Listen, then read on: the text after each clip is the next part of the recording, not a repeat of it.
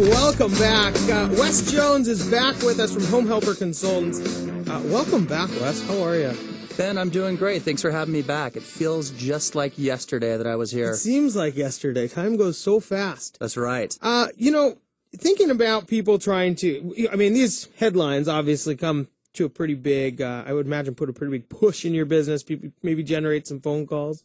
Yeah, it certainly does. And, you were talking about the stock market being up at, 13,000, just in your monologue. But, I was on King 5 earlier this morning, and, they were talking about some of the Case-Shiller reports and how, although stocks are up, real estate is actually down nationwide, down to levels that we saw back in 2002.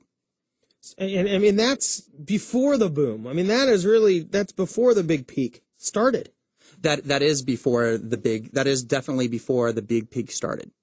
So, you guys work, you're the number one producing short sale team in the nation with Keller Williams. Mm-hmm. You guys do a lot of short sales. And, what's kind of happening out there right now in your industry? Short sale industry or just real estate in general? I guess right now it kind of feels like short sales is the industry, and it is such a big portion of it. I'll tell you, one of the things that we are seeing is we're seeing a lot of good buyer activity out there, and I'm seeing some multiple offer situations, and I haven't seen those over the last couple of years, and that's been really good to see. And I'm seeing the good properties are going fast. And what I mean by the good properties is it's going to be the property that is priced right and also presents the best. If it's anything less, if it's overpriced, if it does not present well, it's going to sit. Now, there's a blog that actually you and I had discussed a little bit earlier about this little uptick, though. This is like having the flu and feeling so miserable for 3 days. And that first day after you're done with the flu, you just feel amazing. It's a little bit what this is, right? Oh, there's a few good properties. There's a little bit of an uptick here and there, but this isn't recovery. Well, no, you bring up a good point, and I sent you that blog for a reason, because I tend to believe a lot of what they say on nwrealestateblog.com. I really like that author, and I think he's got some good things to say. And yeah, it is. It's a lot like having the flu, and you feel so bad, and then you're feeling bad. It's 2007, 2008, 2009. You're just puking your guts out, and it feels so bad. And you get around to 2010 and 2011. We're hit 2011. We start to see some activity again. You're hungry. The chicken soup is helping, and you're not feeling as bad as you were the first 3 days, and you feel just a little bit better. And all of a sudden, you say, "Hey, I'm feeling great," even though you're still feeling bad, because there's been a little bit of health recovery, a little bit of optimism. Optimism. You kept some food down in the analogy here, but that's kind of what's happening. And that's what it feels like for me in the housing market. That's what it feels like. It feels like we're about 3/4 of the way through the flu. And that's where we're at today. We're seeing some signs of life, but it doesn't necessarily mean recovery.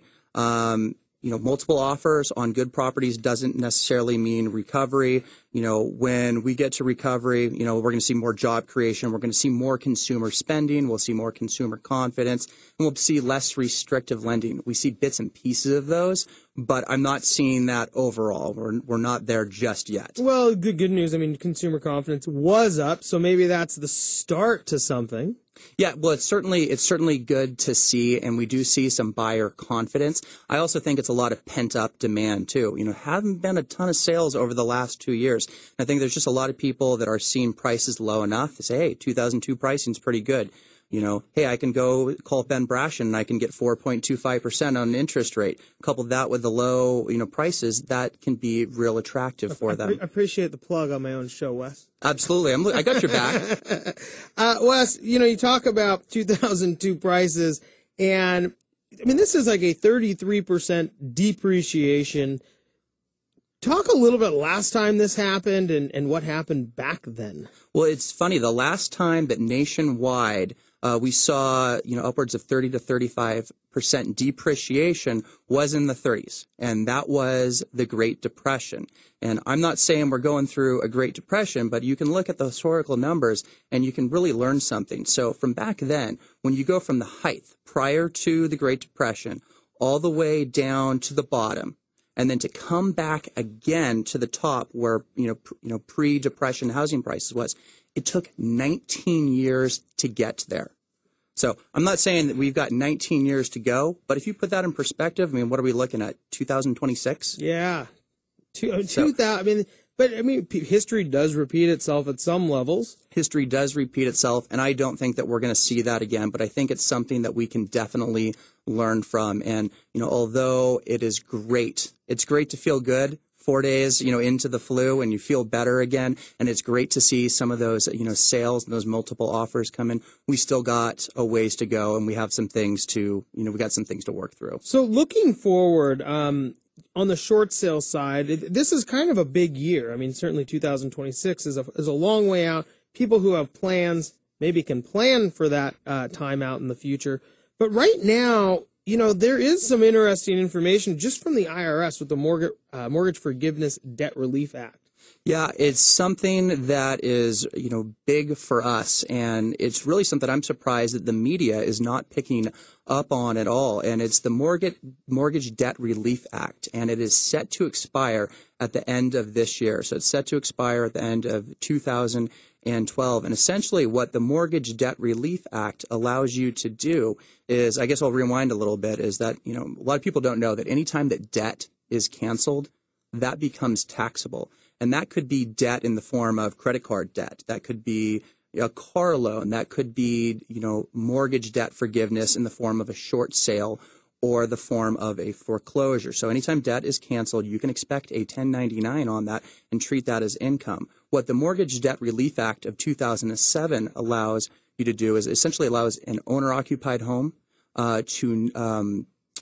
you do not have to pay taxes on that forgiven debt. You are relieved of that debt. And so, this is an IRS gig. I mean, this is not.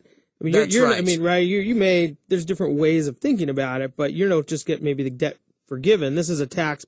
From a tax perspective. It is coming whether you like it or not. It is coming whether we do a great job or not. No matter who you're working with as far as your short sale negotiator, it's coming. It comes from the IRS. It does not come from your bank. There is very little stopping it. And if you don't get one, it doesn't mean that you don't owe that tax, that you can't be taxed on that debt. Does that have to come? Do you know? Does that have to come within the calendar year, or is it something that can kind of come whenever? We've been told that some people have never received their 1099s, but it doesn't mean they're not liable, for that. But, circling back, the Mortgage Debt Relief Act on your owner-occupied home, it does forgive that debt, up to $1 million for a single person and up to $2 million as a married couple if you're filing jointly. So, Wes, we got about a minute before we have to go to break. Again, we're here with Wes Jones of Home Helper Consultants. When people continue to see house prices down, right? Again, numbers come out, they're worse. What does that do to the psyche, do you think, of the clients that you're working with? I mean, at some point in time, if you've decided to short sell and house prices keep going down, you kind of do a little yay, rah-rah thing for yourself for trying to make a good decision.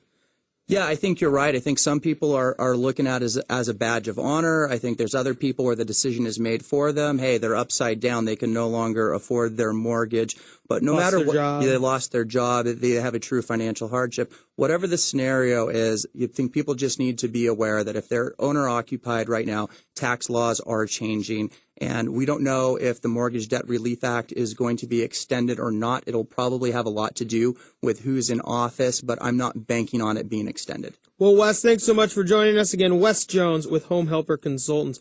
When we come back, certainly getting out of debt is something a lot of people are trying to do. Michael Feinberg is going to join us, and we're going to talk a little bit more about real estate debt and even bankruptcy. My name is Ben Brash, and that was Wes Jones. You're listening to Brashonomics.